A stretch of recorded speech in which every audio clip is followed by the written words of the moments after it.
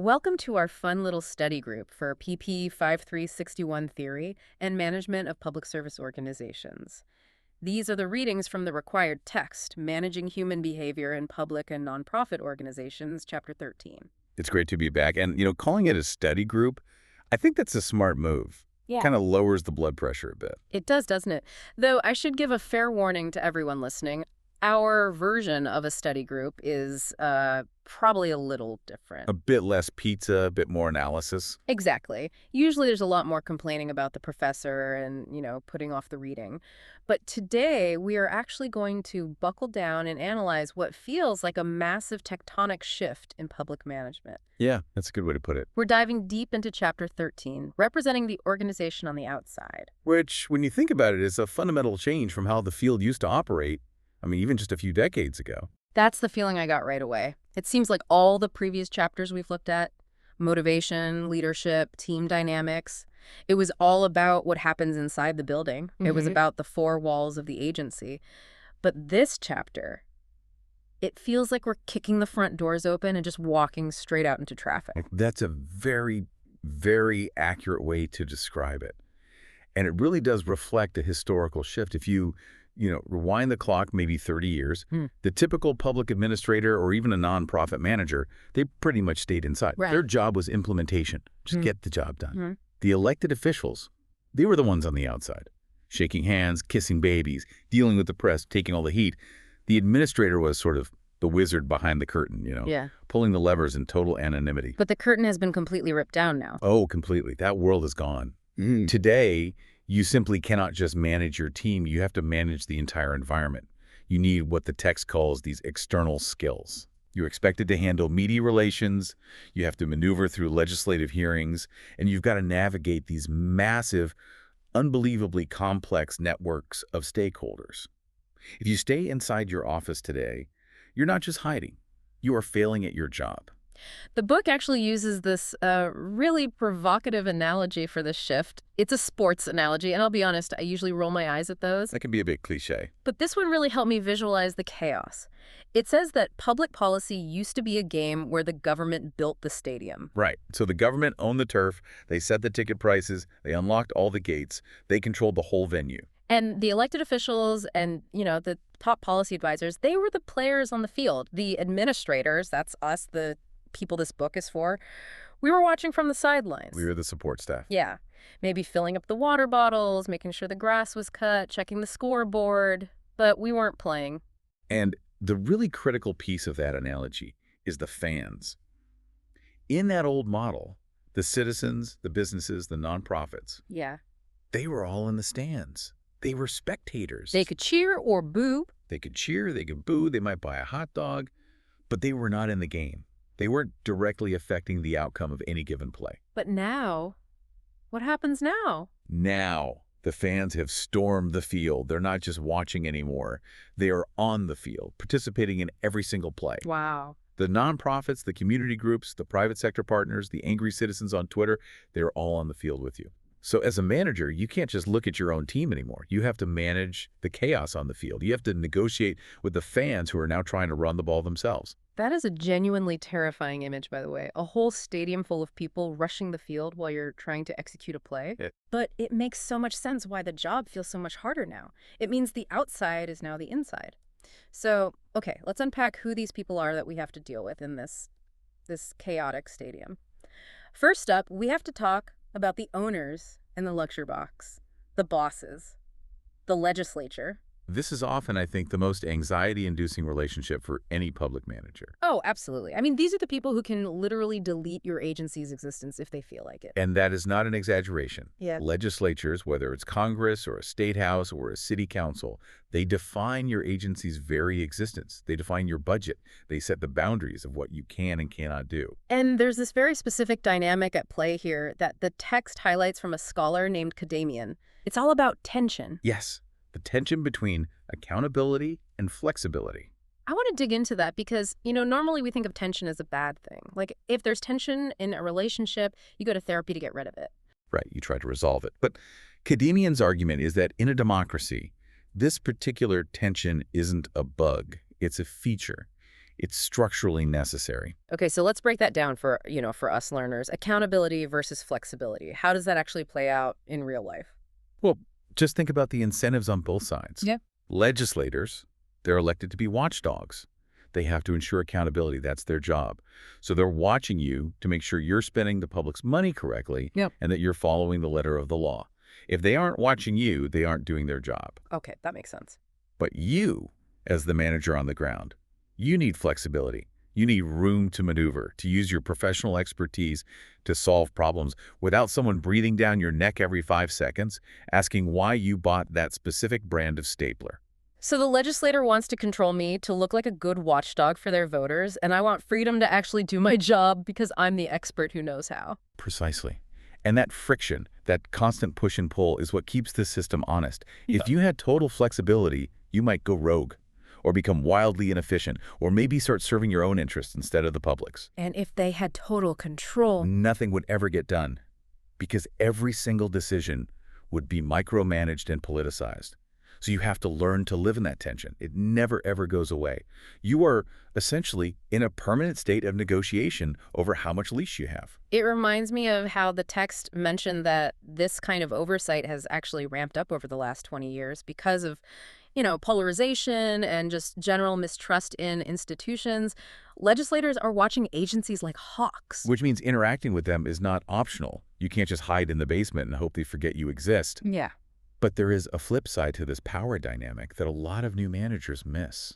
Which is, They need you too. really, it always feels like such a one-way street where they get to yell and I just have to listen. It feels that way, but think about their day-to-day life. Legislators have constituents voters who are constantly calling them with very specific individual problems. My Social Security check didn't arrive, or the pothole on Main Street is eating cars, or my business permit application is stuck somewhere. This is what's called casework. Okay. And here is the secret. Legislators can't fix those things themselves. They don't have a shovel. They can't print the check. They need the agency to fix those problems for them. So if I, as the agency manager, can solve those casework problems for the legislator, I suddenly become an asset. Exactly. You become a problem solver for them. You solve their headaches. You make them look good to their voters. If you're the person who gets that pothole filled, the legislator looks effective and responsive. That's a huge shift in perspective. And there's a second piece. They rely on you for expertise. When they want to write a new law about, say, environmental protection or groundwater management, they usually don't know the technical details of water tables or chemical runoff. You do. They need you to help draft future laws so they don't accidentally pass something that's completely impossible to enforce. So it's more of a symbiotic relationship, even if it's a tense one. The text gives some really practical guidelines for handling this. The first one seems so obvious, but I guess it isn't. Build trust. The golden rule is no surprises. That is the absolute golden rule of legislative relations. If there's a screw-up at your agency, and trust me, there will be, you need to be the one to tell your oversight committee chairman before the press finds out. Because if they have to read about it in the morning paper along with everyone else. They look foolish. They look uninformed and out of control in front of their own constituents. And once you make a legislator look foolish, you have broken that trust, and it is incredibly hard to ever get it back. They'll just assume you're always hiding things from them, and they will clamp down hard on that flexibility we were just talking about. Another practical tip was having a protocol. Don't just let any random staff member answer calls from, the senator's office. Right. And this isn't about being a control freak. It's about consistency. Messages get lost, or even worse, mixed messages get sent out. You have someone like, oh, Jim in engineering said we could probably do that, but the director's official position is no. Now you've created a political mess. Right, an internal conflict they can exploit. You need a central tracking system. You need to know who's talking to whom, when they called, what the question was, and what the official answer was. The one that really stood out to me was avoid partisanship, which, that sounds incredibly difficult in today's climate. Everything feels partisan. It is hard, but it's essential for your survival. Yeah. You absolutely have to know the staff on both sides of the aisle. The political winds shift. The minority party today could very well be the majority party tomorrow. Good point. If you're seen as a partisan hack for the governor's party, your agency is in deep, deep trouble when the gavel changes hands. You have to be the neutral expert, regardless of who is sitting in the chair. You serve the office, not the person who currently holds it. Speaking of chairs and gavels, can we talk about the absolute terror of testifying? The text brings up this whole scenario where you get called before a committee. It just feels like being called to the principal's office, but the principal is on C-SPAN and wants to cut your allowance. It is an incredibly high-pressure environment. One expert calls it the most traumatic activity associated with the legislature. Yeah. You're under oath, you're on camera, and you're often being grilled by people who are actively trying to score political points at your expense. It's theater as much as it is oversight. But the advice in the text is pretty solid. Number 1, be brief. Yes. You have to remember, there are other people waiting to talk, and legislators have notoriously short attention spans. They don't want a 20-minute history of the program. They want the answer to their question. Get to the point. Never, ever, ever bluff. If you don't know the answer, just say, I don't have that number in front of me right now, Senator, but I will get it to your office by the end of the day. If you make something up, they will find out, and your credibility is dead. A wrong answer is infinitely worse than no answer at all. There was a quote about attitude that I highlighted. Stand your ground if you are right, but remember it rarely pays to be argumentative with someone wielding a gavel. That's a bumper sticker for public managers right there. You might win the technical argument in the moment, you might prove you're smarter than the representative, but you will lose your budget in the long run. You have to respect the institution, even if the person in the chair is being a complete jerk. You have to check your ego at the door. Before we move on from the political bosses, we should probably touch on the nonprofit side of this. There's often a lot of confusion about whether nonprofits can even get involved in this legislative game. I think a lot of nonprofit folks are terrified they'll lose their tax status if they so much as look at a politician.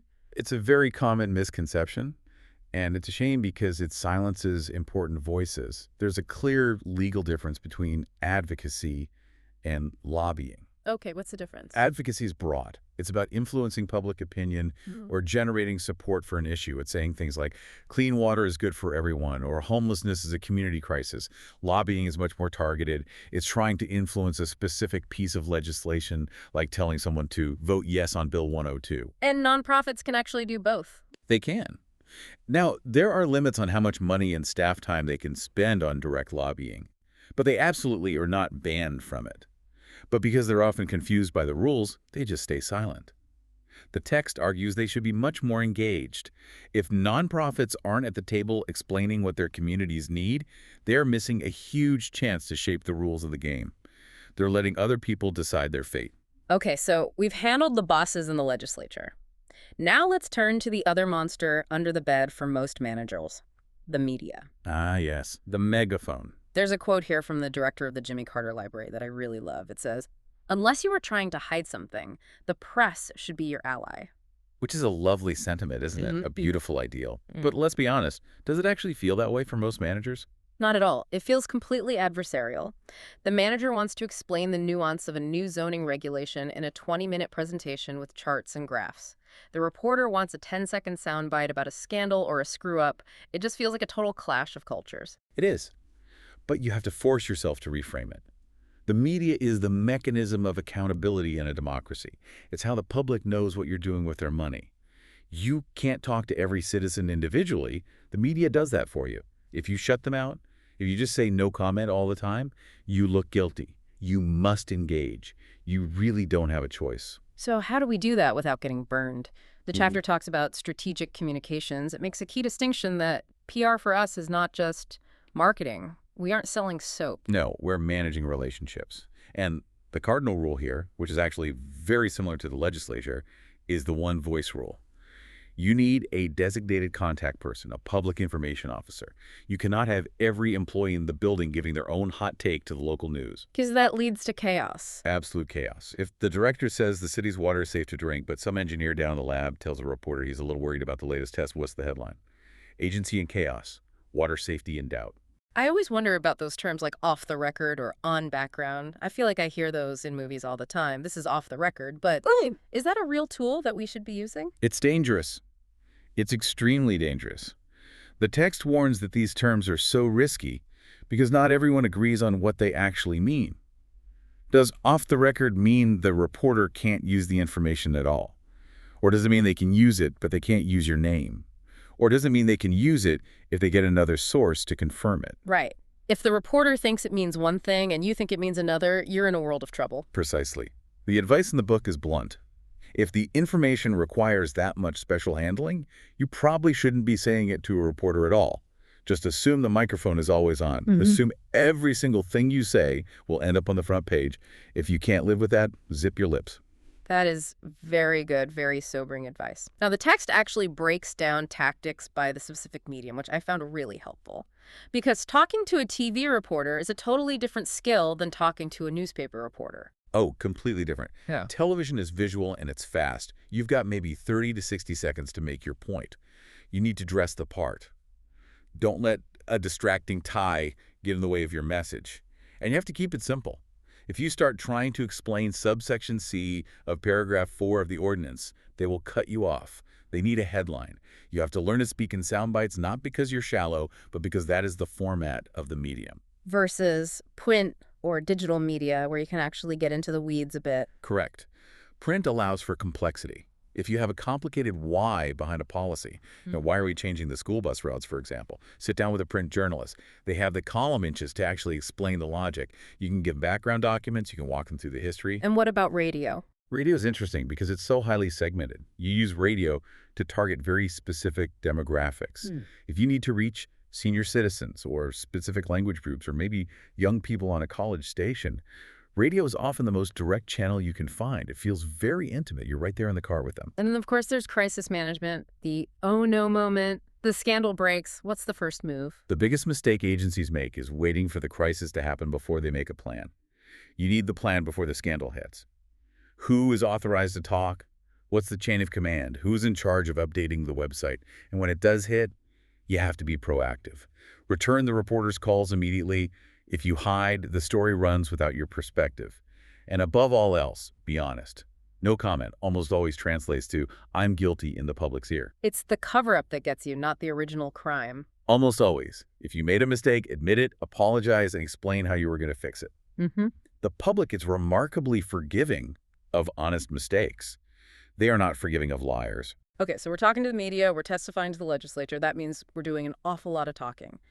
Which brings us to Section 3, the gibberish problem. Oh, this is a plague in our field. It really is. The text quotes a speech expert who says, when government workers toss off acronyms, the way federal workers talk sounds like gibberish to outsiders. And it's so true. We live in a soup of acronyms. HUD, FEMA, SNAP, CDBG, RFP, MOU. We completely forget that normal people do not speak this language. When you use jargon, you're not sounding smart. You're putting up a wall between you and the listener. You are basically telling them, I am an insider and you are an outsider, and that just breeds suspicion. It also creates these total disconnects. The text shares a story about a baseball analogy failure that made me cringe so hard. Oh, yes.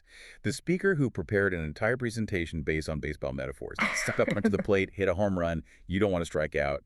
It all sounds perfectly standard to an American ear. But the audience was international. They didn't know the game. They didn't know the rules. So when he said strike out, they probably just had a blank look on their faces. The entire message was lost. It just went right over their heads because the speaker didn't do the basic work of analyzing his audience. He was speaking his language, not theirs.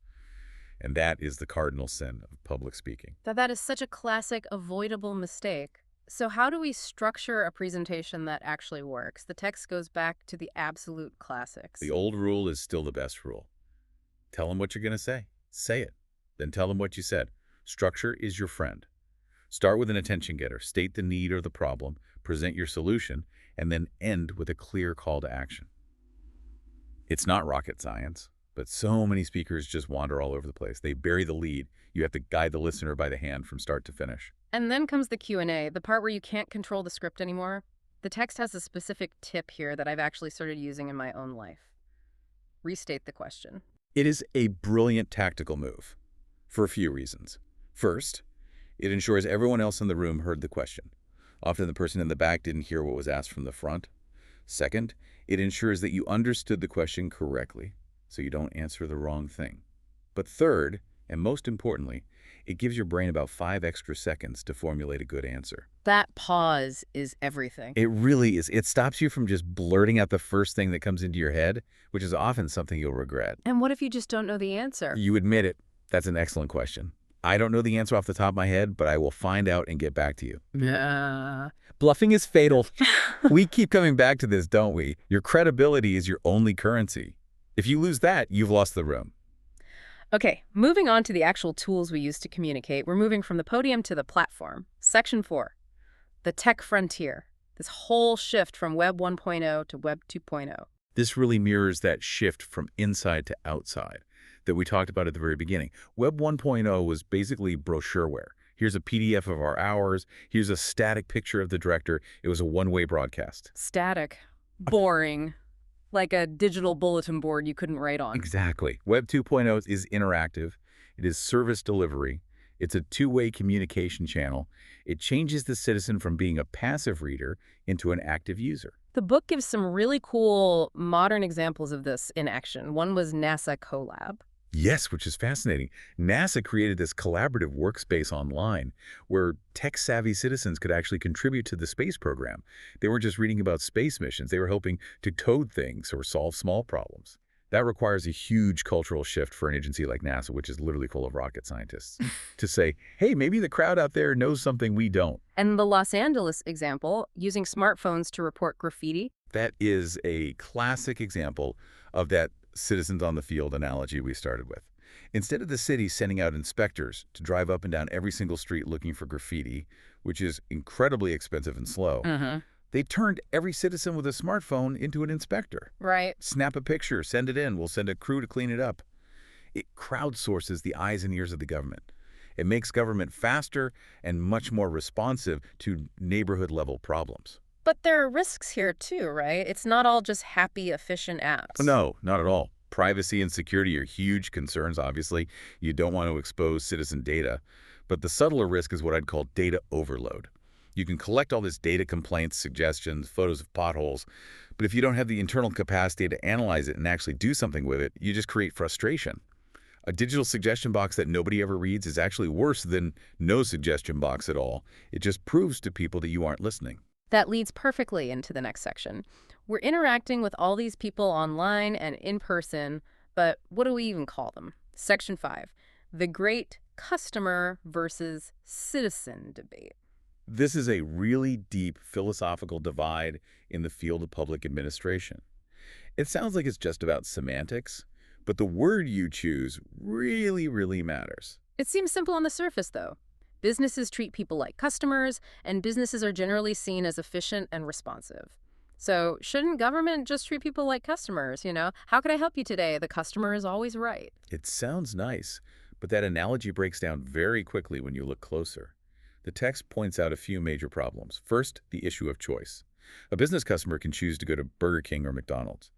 If you don't like the service at the DMV, you can't just go to the other DMV down the street. You have no choice. That completely changes the power dynamic. And the second point was that some government services are things you definitely do not want. Exactly. When a police officer arrests you, they're technically providing a service of public safety to the community. But you are not a happy customer in that transaction. You can't say, you know, I'd like to return this speeding ticket. The service was quite rude. You are complying with the law, not purchasing a product. And there's a big equity issue, right? The book talks about wealthy citizens. This is the real danger of the customer model. In the marketplace, if you have more money, you get better service. You fly first class. You get the VIP treatment at the hotel. In a democracy, that is a direct violation of our core values. Right. If wealthy citizens start acting like customers and demanding special treatment because they pay more in taxes, we have a serious problem. Government service is supposed to be equitable, not based on your ability to pay. A billionaire and a pauper should get the exact same response from the fire department when their house is on fire. So if customer is such a loaded and problematic term, what's the compromise? The text suggests distinguishing between a client and a citizen. Right. The client is the direct recipient of the service, the person standing at the counter trying to get the building permit. The citizen is the broader public that has a stake in the outcome. Can you give an example of how those two interests might actually be in conflict? Sure. Let's say a developer wants a permit to build a noisy factory. As your client, he wants that permit as fast and as cheap as possible. He wants you to say yes. But the citizens, the neighbors who live nearby, want safety and quiet. If you only treat the developer as a customer and give him whatever he wants because the customer is always right, you have completely failed the citizens. Government's job is to balance the two. You can't just please the person standing in front of you. That makes a lot of sense. But even with that distinction, we still want to provide good service. We don't want to be the stereotypical sluggish, rude bureaucracy. The text cites these Aaron research findings that actually surprised me. It's a very counterintuitive finding. People will often say they hate the government as this big abstract thing. But when you ask them about their specific interactions, getting a book at the library, renewing their driver's license, visiting a national park, they rate those individual services quite high. So it's, I hate the government, but I actually really like the lady at the library. She was very helpful. Exactly. It's the difference between the abstract and the concrete. And that research identified the 5 drivers of satisfaction: timeliness, competence, courtesy, fair treatment, and outcome. It sounds like fair treatment is the one that's really unique to government. You don't usually worry if McDonald's is treating the guy in line behind you fairly. Correct. You don't care if the guy behind you pays more or less for his burger. But in government, if you find out your neighbor got a permit faster than you did because he knows someone on the city council, you are furious. That perception of fairness is absolutely crucial to the legitimacy of the whole system. And that is why the job of a public manager is so much harder than a business manager. You have to be efficient and fair. You have to balance the needs of the specific client and the general public interest. It's a constant juggling act. Okay, so we've decided we need to treat them well, but not necessarily like customers. But now we need to go deeper. We need to actually engage them in the decision-making process. Which brings us to Section 6, deep engagement. This moves us way beyond the digital suggestion box and into the realm of shared power. The text mentions 2 big reasons why we do this: normative and instrumental. That sounds a little like professor speak. Can you break that down for us? Sure. Normative means we do it because it's the right thing to do. It's a moral argument. In a democracy, people should have a say in the decisions that affect their lives. It's a core principle. It validates their citizenship. And instrumental. Instrumental means we do it because it works. It's a practical tool. If you involve people in designing a new park, they're much less likely to vandalize it later because they feel ownership. It makes implementation smoother because you get buy-in from the community. And they often help you identify pitfalls you wouldn't have seen on your own. Better input leads to better output. And there's a whole spectrum of this, right? The IAP2 spectrum of public participation. Yes. It ranges all the way from inform on one end, which is just a one-way communication, here's the plan we've decided on, all the way to empower or control on the other end, where the citizens actually make the final decision themselves, like in a public referendum. And in the middle? In the middle, you have things like consult, involve, and collaborate. Most government agencies, if we're being honest, get stuck at inform or maybe consult. They're very scared to move further down the spectrum toward collaborate or empower. It means giving up control. To illustrate this, the text details a powerful case study from Orange County, Florida. Specifically, the Targeted Communities Initiative in places like South Apopka. And this story, it really hit me. It wasn't just dry policy analysis. No, it's an incredibly powerful example. You had these communities like South Apopka and Bithlo that had a deep, decades-long distrust of the government. They felt completely ignored. They just assumed that any government official showing up in their neighborhood was bad news. So the county couldn't just walk in with a clipboard and say, okay, we're from the government, here's what you need. No, that would have failed immediately. Instead, they held a series of town meetings. And they used this really interesting technique. They had citizens use flip charts to draw pictures. They drew their current reality versus their dreams for the community. And the text describes grown men weeping over these drawings. Because they were drawing such simple, basic things. Streetlights, a community center, safe places for their kids to play. When you've been neglected for that long, the realization that someone is finally listening and that your dream for a streetlight might actually happen, it's an incredibly emotional moment. It validates your existence as a citizen. It says, you matter. But they didn't just draw pictures and cry, they actually formed task forces. And that's the crucial instrumental part. They formed citizen-led groups for crime, for housing, for public works.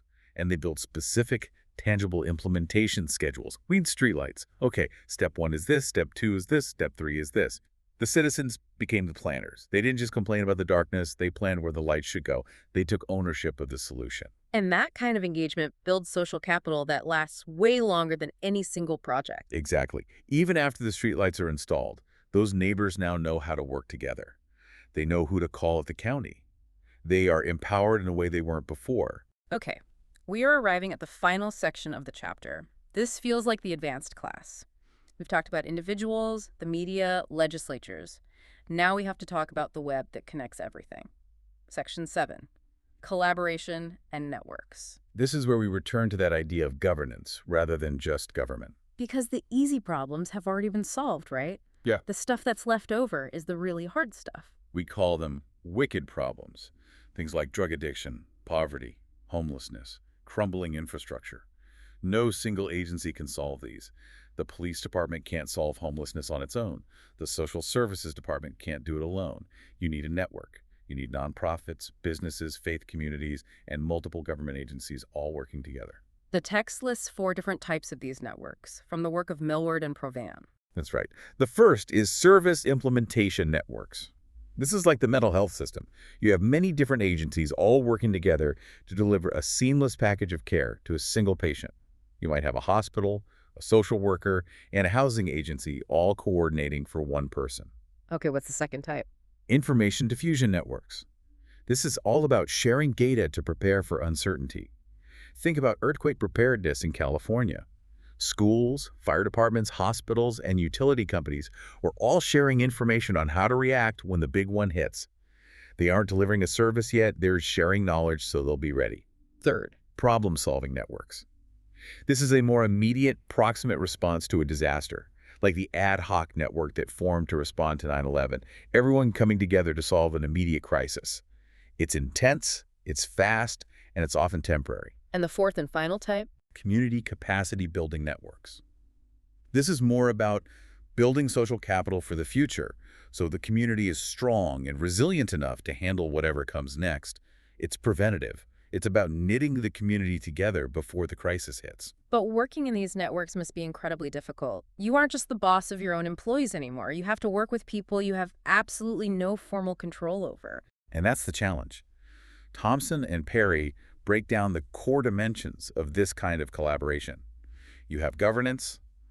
How do you make rules together when there's no hierarchy? That's tough. Who decides if nobody is the boss? You have to manage by consensus, which is slow and messy. Then you have the problem of autonomy. Right. You still have to answer to your home agency, to the boss who signs your paycheck, while you're also working for the good of the group. That sounds like a conflict of interest just waiting to happen. My boss is telling me to do X, but the network I'm part of wants me to do Y. It happens all the time. And that's why mutuality is so important. Everyone involved must win something. If I'm putting in resources, I need to get something out of it. You have to constantly be asking, what's in it for them? And finally, all of this is built on a foundation of trust and reciprocity. The idea that I'll contribute my part if I trust that you're going to contribute yours. If one partner starts being a free rider, the whole network can collapse. The chapter also mentions collective impact, which is a buzzword I hear a lot, especially in the nonprofit world. It's become very popular for a reason. It's a framework that tries to formalize this kind of collaboration. It says for it to really work, you need 5 conditions: a common agenda, shared measurement systems, so we're all counting the same things, and this is the crucial one for me, backbone support.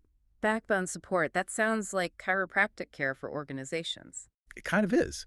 It means someone has to be paid to organize the meetings. Someone has to send the emails and track the data. If you just rely on everyone pitching in their spare time, the collaboration usually fails. You need a dedicated infrastructure, a backbone to keep the whole effort moving forward. You need a project manager for the network itself. It really does sound like a whole new job description for the public manager. It is. It truly is. So let's try to bring this all home. We started this entire deep dive with that image of the stadium. Right. The fans on the field. We went from sitting on the sidelines to being right there on the field with all the fans. We talked about dealing with the owners up in the luxury box, which is the legislature. We talked about navigating the commentary booth, which is the media. We talked about using new tech to listen to the crowd, and finally figuring out how to pass the ball to people who aren't even on our team through these complex collaborations. That is a very comprehensive summary. The job of the public manager has fundamentally changed. It is no longer just about management, control hiring, firing, budgeting. I mean, those are just the table stakes now. The real work, the advanced work, is negotiation, facilitation, listening, and influencing people over whom you have absolutely no formal authority. It sounds exhausting, but also I don't know, kind of exciting. It feels more human, more dynamic than just pushing paper around an office. It is more human. It's democracy in action. It's messy, it's loud, and it's incredibly complicated. But it's how we solve the really big problems. But as we wrap up, you always have a lingering thought for us, something to keep us up at night as we ponder our future careers in this field. Well, looking at these massive collaborative networks that we just discussed, there is a very provocative question that comes out of Provan and Millward's work on network effectiveness. Well, lay it on us. If we are all now working in these massive collaborative networks, nonprofits, government agencies, private sector companies all mixed together, who are we actually accountable to? Are you accountable to the network? Are you accountable to the community? Or are you accountable to the agency that signs your paycheck? Oof. That's that conflict of autonomy we just talked about, but dialed up to 11. And here's the kicker.